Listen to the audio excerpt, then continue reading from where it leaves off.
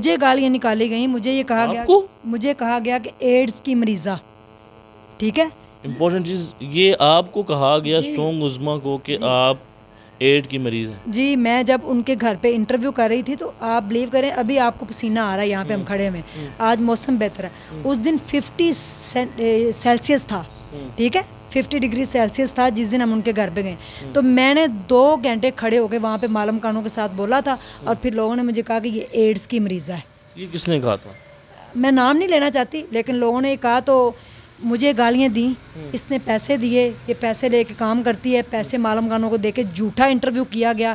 फिर अगले दिन वहाँ पे और भी यूट्यूबर गए, उन्होंने जाके बदतमीजी की भी, लेकिन और भी फिर गए जिन्होंने बात ये सरासर गलत है कि किसी के बाप को गालियाँ निकालना, किसी को कोई हक नहीं है कि वो किसी को भी गालियाँ निकाले। और वो जो खातून यूट्यूबर है जिनका आप नाम ले रहे हैं, उन्होंने जुनैरा महम, उन्होंने परसों भी, मैंने उसकी जो रोने धोने वाली वीडियो थी देखी थी, उसमें भी उसने काज़मी भाई को गालियाँ निकाली हैं। अच्छा मुझे ये बताइए कि कुछ लोग जो हैं वो दुआ ज़ारा के साथ हैं, उनके वाले से बात कर रहे हैं यूट्यूब के ऊपर, और कुछ लोग जो लोग हैं वो मेहंदी साहब को जो हम सपोर्ट कर रहे हैं, उनके वालदैन को। इस सारे सिनेरियो के अंदर आपको क्या लगता है कौन लोग जो हैं वो दुआ ज़ारा के साथ खड़े हैं? चंद रोज़ पहले आपने एक इंटरव्यू दिया जिसके अंदर आपने कहा कि कोई जुनैरा महम है, उसके वाले से आपने गुफ्तगू की। तो क्या लगता है कि ये इसमें नुकसान किसका और फ़ायदा किसका? सारी दुनिया डॉलर ही कमा रही है, ठीक है, अच्छा। डॉलरों के पीछे पड़ी हुई है दुआ ज़ारा को लेके।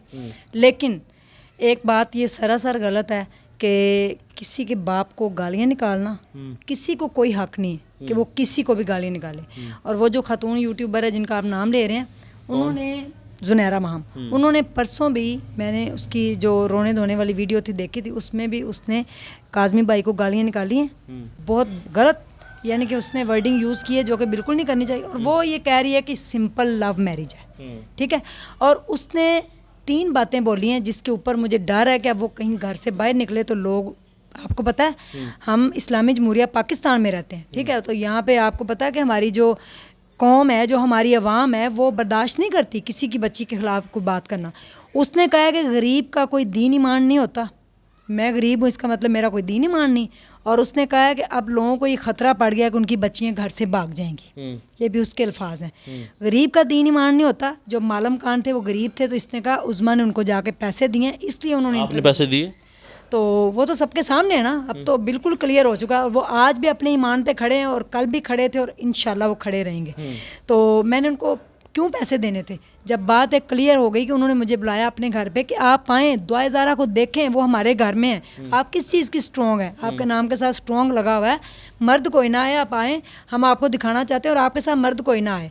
तो जब इन्होंने जाके कुछ यूट्यूबर ने उनके साथ बदतमीज़ी भी की तो उन्होंने आगे से कुछ भी नहीं कहा।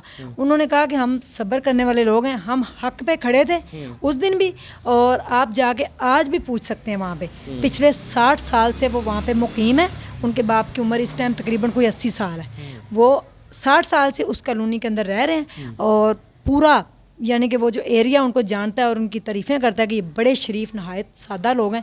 इसने ये कहा कि गरीब का दीन ईमान नहीं है, लोगों की बच्चियाँ घर से भाग जाएंगी, और उसको दुआ ज़ारा को प्रमोट किया, यानी कि आप टीन एज की बच्चियों को प्रमोट कर रही हैं कि आप घर से भागें और निकाह करें, कुछ नहीं होगा, आपको कोई कुछ नहीं कहेगा। तो उसके बाद ये निकाह, तो ये तो सामने आ गया ना, केस हाईलाइट हो गया, हाई प्रोफाइल केस, आपको पता दुआ ज़ारा का।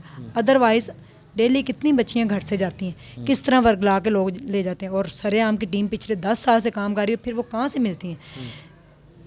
हार्डली मेरे ख्याल में 2 से 3 माह के बाद या 6 माह के बाद बच्ची जो होती है वो किसी फांसी गड्ढे पे पाई जाती है, वहाँ से मिलती है। तो वहाँ से फिर बाजियाब करवाया कई बच्चियों को सरेआम की टीम ने, और दुआ ज़ारा के साथ क्या होना था, यही कुछ होना था, जो कि बता चुके हैं सारे लोग कि ये तो हाईलाइट हो गया, इसीलिए इन्होंने इसको कहीं शिफ्ट नहीं किया। अदरवाइज़ ये भी 3 माह तो गुजर चुके थे, और 3 माह के बाद इसने भी किसी फांसी गड्ढे पे मिलना था, और फिर कहना था ये तो वही दुआ ज़ारा है जिसको घर से गवा किया गया। फिर लोगों ने कहना था हाँ ये तो वही बच्ची थी। वो अब कोई माने रब यही कह रहे हैं कि भले बच्ची घर से खुद आई है, बट आगे उसका ब्रेन कैसे वॉश किया गया, मेंटली टॉर्चर, फ़िज़िकली उसके साथ क्या हुआ होगा खुदा जाने।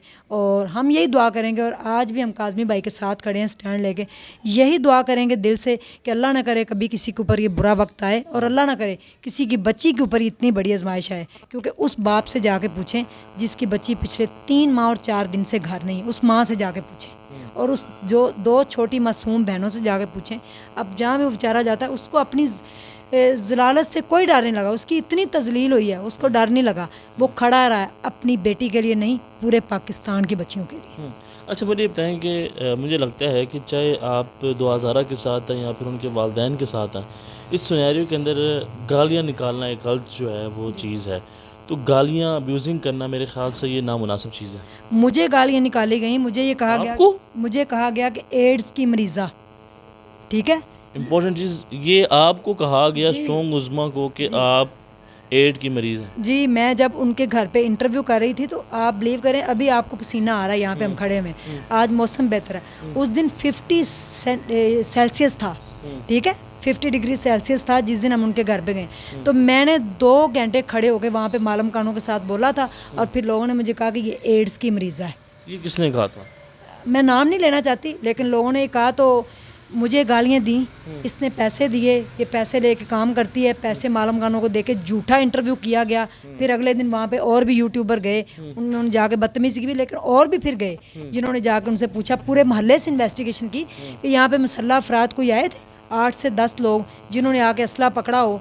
आपको पता है ये एक एरिया है, यहाँ पे भी अगर 2 बंदे खड़े होंगे तो मोहल्ले वाला फ़ौरन पूछेगा आप यहाँ पे क्यों खड़े हैं। और वो तो एरिया ऐसा, वहाँ पे रश बहुत है बाज़ार के अंदर, तो वहाँ पे अगर 8 से 10 अफराद में लेके जाती तो लोगों को पता चल जाता कि कोई आया यहाँ पे।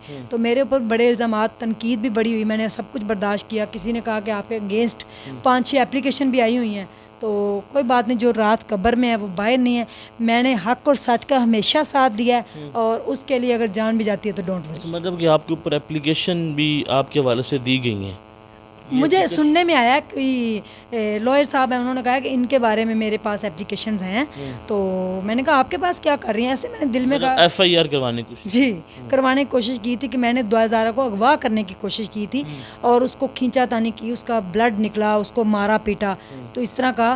तो नेक्स्ट डे उसका मेडिकल हो गया था, शुक्र है फिर उसमें कुछ खींचातानी और चोट वोट कुछ नहीं आई। अच्छा, जिन लोगों ने आपको गालियाँ दी उनको आपने कोई जवाब वगैरह दिया था? नहीं, मेरा एक एटीट्यूड है, मैं उनको रिप्लाई नहीं करती, ठीक है, क्योंकि मेरा अपना स्टाइल है, लेवल है ना। जी नाज़रीन, आपने इनकी गुफ्तगू सुनी है।